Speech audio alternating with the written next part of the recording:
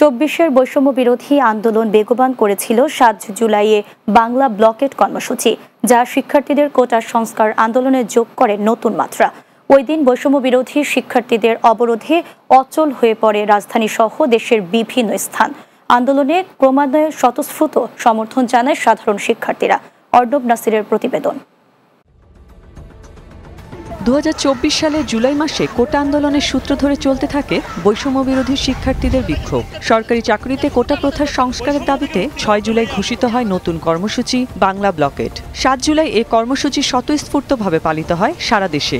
আন্দোলন সংগ্রামে প্রতিনিয়ত নতুন বার্তা নিয়ে সাধারণ শিক্ষার্থীরা জানান দেয় দেশজুড়ে তাদের শক্ত অবস্থান। আরও জোরালো হয় বৈষম্য বিরোধী ছাত্র আন্দোলন।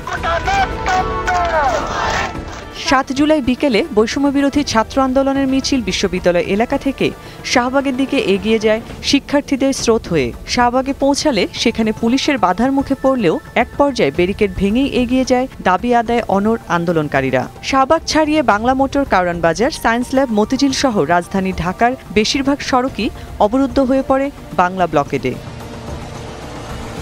ওই দিন আন্দোলনরত শিক্ষার্থীদের অভিভাবক, পেশাজীবী, সুশীল সমাজসহ সকলকে একাত্মতা পোষণের আহ্বান জানানো হয়। বৈষম্য বিরোধী আন্দোলন শুধু রাজধানীর শাহবাগে সীমাবদ্ধ ছিল না, তার রেশ ছড়িয়ে পড়েছিল দেশব্যাপী। বাংলা ব্লকেড আন্দোলনের অবরোধে অচল হয়ে পড়ে গোটা দেশের যোগাযোগ ব্যবস্থা। আন্দোলন নিয়ে তৎকালীন সরকারের বিভিন্ন মহল থেকে আসে নানা বক্তব্য। রাজপথ আর রাজধানীর মাঠ দুই ক্ষেত্রেই উত্তাপ বাড়তে থাকে। বৈষম্য বিরোধী ছাত্র আন্দোলন রূপ নিতে থাকে আরও বড় পরিসরে। সেদিন রাত ৯টা পর্যন্ত শাহবাগ ব্লকেট করে রেখে পরদিন আবারও শাহবাগ থেকে ফার্মগেট পর্যন্ত ব্লকেডের ঘোষণা দেয় বৈষম্য বিরোধী শিক্ষার্থীরা। অর্ণব নাসির, বাংলা টিভি, ঢাকা।